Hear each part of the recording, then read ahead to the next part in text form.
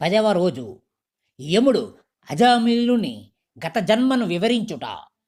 విష్ణుదూతలతో కలిసి ప్రయాణిస్తున్న అజామిలుడు విష్ణు యమదూతల వాదములను విన్నాడు. అతని పరిస్థితి అతనికే ఆశ్చర్యాన్ని కలిగించింది. ఆనందాశ్చర్యాలతో ఉక్కిరి బిక్కిరైపోయాడు.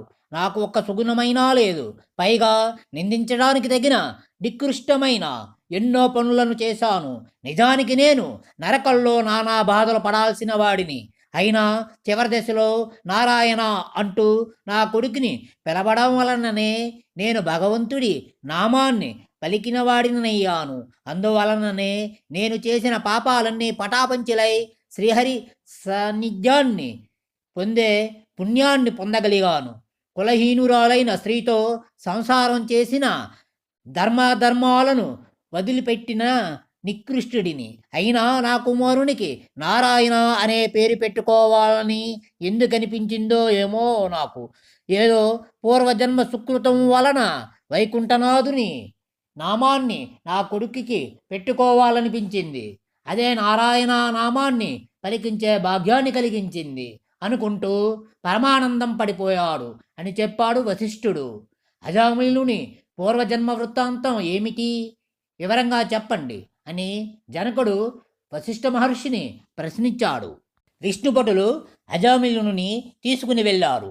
యమభటులు యముడి దగ్గరకు వెళ్ళి జరిగిందంతా వివరంగా చెప్పారు. యమధర్మరాజు పరిస్థితిని గ్రహించాడు. శాంతాచిత్తుడై, భటులారా, ఎంతటి పాపాత్ములుడైనా మరణించే సమయంలో హరిలిద్దరిలో ఎవరి నామాన్ని తలుచుకున్నా వారి పాపాలన్నీ హరించుకుపోతాయి. వాళ్ళని శిక్షించే అధికారం మనకిక ఉండదు. అందులోనూ అజామిలుడు పూర్వజన్మల్లో చేసిన పుణ్యాన్ని మనం మర్చిపోలేనిది అంటూ తన భటులకు అజామిలుని పూర్వ జన్మను గురించి చెప్పడం మొదలుపెట్టాడు. గత జన్మలో అజామిలుడు సౌరాష్ట్ర దేశంలో పూజారి కుటుంబంలో జన్మించాడు. పెరిగి పెద్దవాడై ఆలయంలో అర్చకత్వం నిర్వహిస్తున్నాడు. ఆలయంలో పూజలు, అభిషేకాలు చేస్తూ వచ్చిన పూజాద్రవ్యాలను అపహరించేవాడు. రాను రాను ఆచార వ్యవహారాల పట్ల అశ్రద్ధ ఎక్కువయ్యింది. ఆలయంలో పరిశుద్ధతను, పవిత్రతలను నిర్లక్ష్యం చేయడం మొదలుపెట్టాడు. కాలం గడుస్తున్న కొద్దీ వ్యసనాలకు అలవాటు పడిపోయాడు. మంచి అందగాడైన అజామిలుడికి ఒక బ్రాహ్మణ స్త్రీతో పరిచయం ఏర్పడింది. ఆమె భర్త సౌమ్య గుణానికి మారుపేరుగా ఉండేవాడు. తన గ్రామంలోనూ ఇరుగు పొరుగు ఊళ్ళలోనూ ఆయవారానికి వెళ్ళి సంపాదించుకుని వచ్చి భార్యను పోషించుకుంటూ ఉండేవాడు. పూజారి అయిన అజామిలుని పొత్తుతో ఆ బ్రాహ్మణ స్త్రీకి భర్త పట్ల విముఖత ఏర్పడింది. ఒకరోజు ఆమె భర్త ఆయవంగం వెళ్ళి వచ్చిన ద్రవ్యాలను నెత్తిన పెట్టుకుని మోసుకుని అలిసిపోయి ఇంటికి వచ్చాడు. మూట తలపై నుంచి దింపుకొని మంచినీళ్లు ఇవ్వమని అడిగాడు. ఆమె మంచినీళ్లు ఇవ్వకపోవడమే కాదు, సరైన సమాధానం కూడా చెప్పలేదు. దాంతో అలసిన ఆ బ్రాహ్మణుడు కోపంతో భార్యను కర్రతో కొట్టాడు. అంతే, ఆమెలో ఆవేశం కట్టలు తెంచుకుంది. కోపంతో భర్తను తిరిగి కొట్టడం మొదలుపెట్టింది. భార్య ఆ విధంగా తన మీదే తిరగబడుతుందని ఊహించలేదు ఆ బ్రాహ్మణుడు. ఆమె కొట్టే దెబ్బలను తట్టుకోలేక ఇంట్లో నుంచి బయటకు వెళ్ళిపోయాడు. ఆ తరువాత ఆమెకు భర్త యొక్క అడ్డు అదుపు లేకుండా పోయింది. ఒక రోజున ఆమె కామోద్రేకంతో బాగా అలంకరించుకుని అందగాడైన ఒక చాకలివాని ఇంటికి వెళ్ళింది. తనతో సంసారం చేయమని అడిగింది. అతడు ఆమె మాటలని విని చాలా ఇబ్బంది పడ్డాడు. నువ్వు బ్రాహ్మణ స్త్రీవి, నీతో సాంగత్యము నేను చేయకూడదు, భర్తకు ద్రోహం చేయడం నీకు తగదు అంటూ మందలించి ఇంటికి తిరిగి వెళ్ళిపోమ్మన్నాడు. అయినా ఆ బ్రాహ్మణ స్త్రీ అతడి మాటలను పట్టించుకోలేదు. అతడి మీదకి పోతుంది. దాంతో ఆ చాకలి ఆమెను కొట్టి అవతలికి పంపించాడు. ఆ అవమానంతో తిరిగి వస్తూ శివాలయానికి వచ్చింది. అక్కడ తన ప్రియుడైన పూజారిని చూసింది. ఆ రాత్రి అతనితో రతిక్రీడ జరిపింది.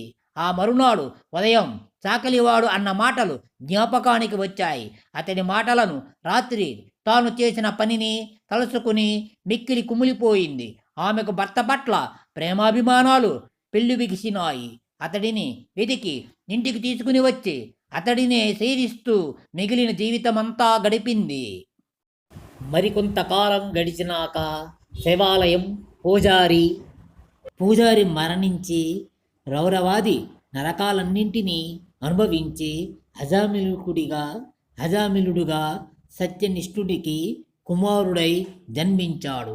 ఆ తరువాత విప్రుని భార్య కూడా మరణించి నరకబాధలను అనుభవించి కన్యాకుబ్జ దేశంలో శూద్రస్త్రీగా పుట్టింది.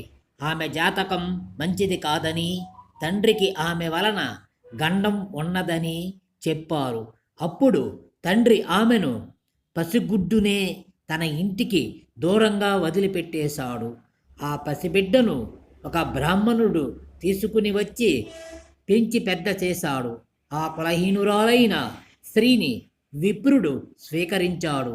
జన్మాంతరాలలో చేసిన పాపాలు భగవన్నామాన్ని తలుసుకోవడంతో తొలగిపోతాయి. కనుకనే అజామిలునికి నరకానికి వెళ్ళవలసిన స్థితి రాలేదు.